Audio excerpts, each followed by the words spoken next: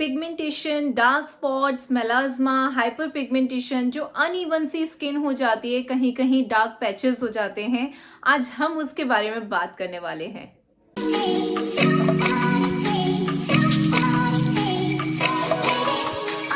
Hi guys, welcome back to my channel it's healthy beauty और मैं श्रद्धा। कैसे हैं आप सब?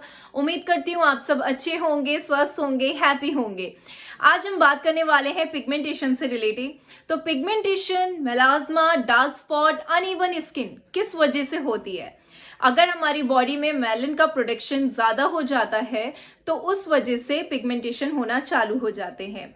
पिगमेंटेशन के लिए मतलब कि कहा जाए तो मेलानिन जो होता है वो डायरेक्टली प्रोपोर्शनल होता है हमारे पिगमेंटेशन। अगर मेलानिन ज्यादा होगा तो पिगमेंटेशन भी बढ़ना चालू हो जाएंगे। मेलानिन का प्रोडक्शन कम होगा तो हमारी स्किन उतनी लाइट होगी और पिगमेंटेशन कम हो जाएंगे। तो ये एक कॉज होता है, मतलब कि मेलानिन का प्रोडक्शन बढ़ना नहीं चाहिए। तो ऐसे क्या रीजंस होते हैं कि मेलानिन का प्रोडक्शन बढ़ता है? क्या फैक्टर्स हैं? बहुत सारे फैक्टर्स होते हैं। या तो कि मेडिकेशन, कुछ ऐसी मेडिकेशंस ले रहे हैं जिसकी वजह से आपको पिगमेंटेशन आ रहे हैं।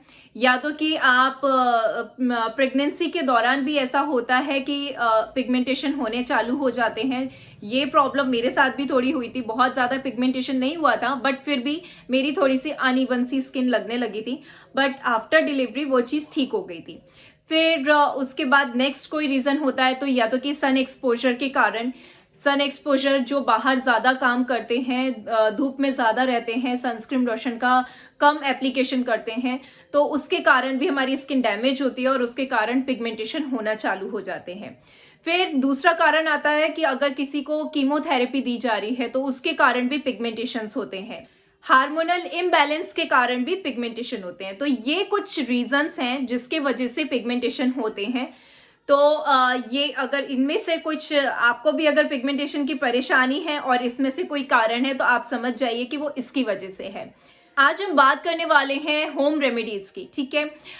अगर आप पिगमेंटेशन की आपको परेशानी है और अगर आप किसी डॉक्टर के पास जाते हैं तो बहुत सारे ट्रीटमेंट्स होते हैं, बहुत सारी चीज़ें हैं। आपको मेडिकेशन से भी क्योर किया जा सकता है या फिर लेजर ट्रीटमेंट्स भी होते हैं, केमिकल पील भी होता है, बहुत सारी चीज़ें हैं जो आप करवा सकते हैं। बट उसके पीछे ये है कि उसमें आप एक तो आपकी कॉस्ट बढ़ जाती है।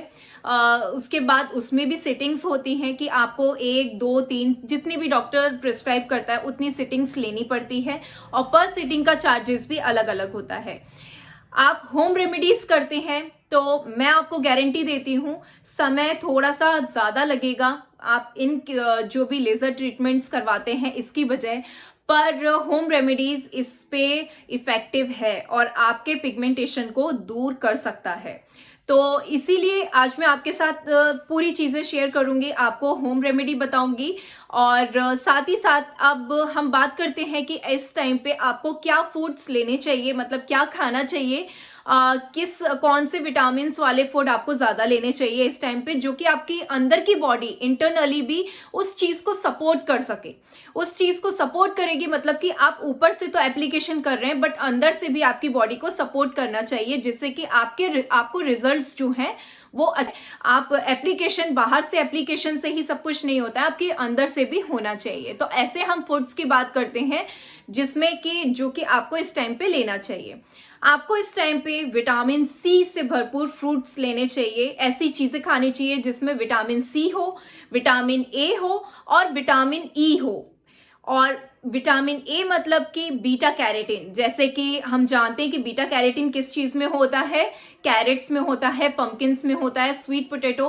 तो ये सारी चीजें आप ले सकते हैं जिसमें विटामिन ए आपको अच्छे से मिल सके, विटामिन ई आपको अच्छे से मिल सके। विटामिन सी इसीलिए जरूरी है क्योंकि विटामिन सी थायोसिनेस एक एंजाइम होता है जिसकी एक्टिविटी को वो कम कर देता है। तो उसकी एक्टिविटी कम होगी तो आपके पिगमेंटेशन भी कम होना चालू हो जाएंगे। इसीलिए विटामिन सी भी बहुत ज़्यादा ज़रूरी है। तो विटामिन सी आपको इजीली फ्रूट्स में अवेलेबल हो जाते हैं। आप ऑरेंज, लेमन, ये सारी चीज़ें आप ले सकते हैं। तो ये चीज़ें मैंने आपको बता दी कि आपको फूड्स में ये लेना है। और उसके बाद अब हम नेक्स्ट बात करते हैं एप्लीकेशन की, कि आप अपनी स्किन पे क्या अप्लाई कर सकते हैं। फर्स्ट यहाँ पे मैं बताने वाली हूँ आपको एक स्क्रब, जो कि आपको वीक में 2 से 3 बार आपको करना है। तो फर्स्ट स्क्रब में इंग्रेडिएंट्स जो है वो है कि ऑनियन एक्चुअली आपको ये फ्रेश ही यूज करना पड़ेगा।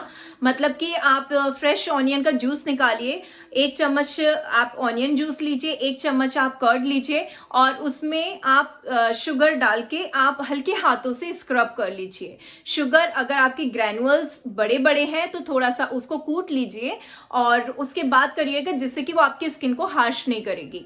ठीक है, तो इससे आप स्क्रब कर सकते हैं। बट प्रॉब्लम ये है इसमें कि वैसे भी हम जानते हैं कि ऑनियन से जब हम कट करते हैं, किचन में काम कर रहे होते हैं, तब वो हमारी कट करने के बाद हमें आंसू इतने आने लगते हैं क्योंकि वो तीखी होती है। अगर आपको ऐसा लग रहा है कि आप फेस पे, आपके अगर फेस पे पिगमेंटेशन है और अगर आप अप्लाई नहीं कर सकते हैं तो मैं आपको दूसरी रेमेडी भी बताऊंगी। बट इसको अगर आपके हाथों में या बॉडी पे किसी भी पार्ट में है तो आप ये ही यूज करिएगा ऑनियन की, क्योंकि ऑनियन में क्वेरसेटिन नाम का एक एंटीऑक्सीडेंट पाया जाता है जो कि स्किन लाइटनिंग के लिए बहुत अच्छा रहता है और ये पिगमेंटेशन को बहुत जल्दी रिड्यूस करता है। तो ऑनियन जो होता है ब्लड सर्कुलेशन को भी बढ़ाता है, इसीलिए काफी अच्छा होता है ऑनियन का स्क्रब।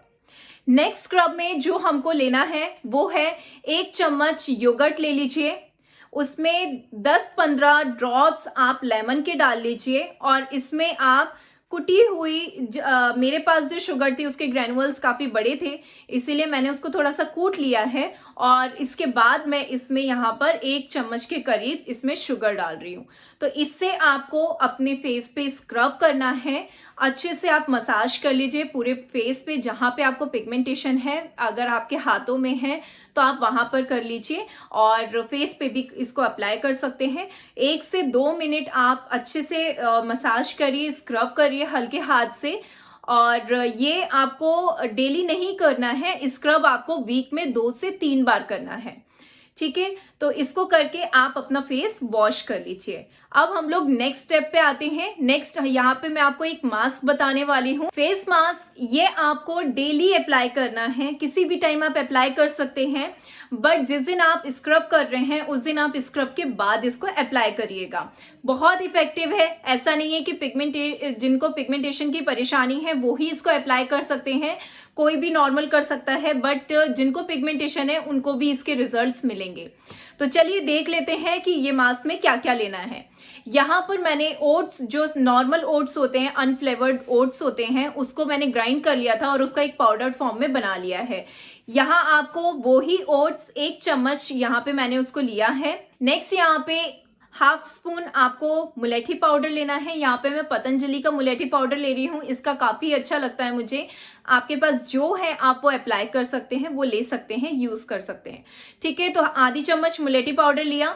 उसके बाद 1 से 2 चम्मच यहाँ पे मैं घर का दही ले रही हूँ। वो इतना दही लीजिएगा कि ये पेस्ट फॉर्म में बन सके। नेक्स्ट यहाँ पर हम 10-12 ड्रॉप्स हमको लेमन की लेना है। इसके ये चारों इंग्रेडिएंट्स हैं और इसको अच्छी तरीके से मिक्स कर लीजिए। अगर आपको लग रहा है कि इसकी कंसिस्टेंसी सही नहीं है तो आप इसमें दही थोड़ा सा और ऐड कर सकते हैं। ओट्स जो होता है ये डेड स्किन सेल्स को रिमूव करता है, एक्सफोलिएट करता है, इसीलिए ओट्स बहुत ज्यादा हेल्पफुल है इसमें, जिससे कि हमारी जो ऊपर की लेयर है उसको वो हटा सके और न्यू जो सेल्स हैं वो बन सके।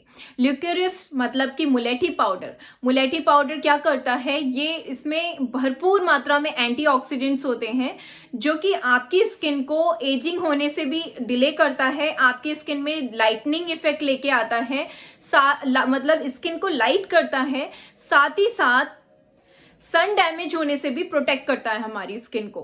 कर्ड जो होता है, लैक्टिक एसिड होता है, कर्ड भी एक बहुत इंपॉर्टेंट रोल प्ले करता है जिन लोगों को पिगमेंटेशन। लेमन में भी एंटीऑक्सीडेंट्स होते हैं और ये यूवी रेज से प्रोटेक्ट करता है, सन डैमेज से भी प्रोटेक्ट करता है और स्किन को लाइट करता है।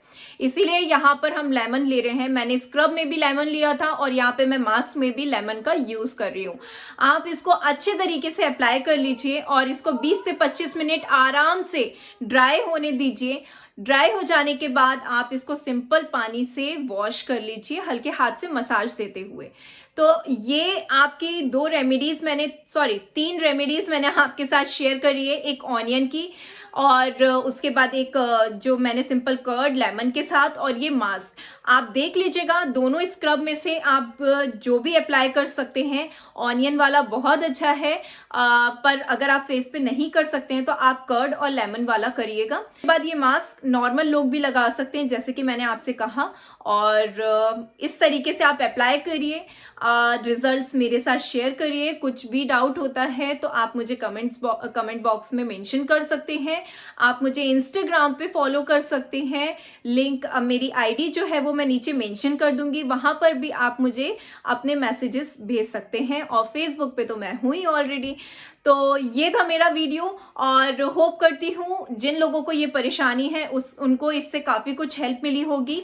बस ये है कि एप्लीकेशन से ही नहीं होता है, आपकी अंदर से बॉडी को भी सपोर्ट करना चाहिए, तो उससे रिजल्ट्स आपको अच्छे मिलते हैं।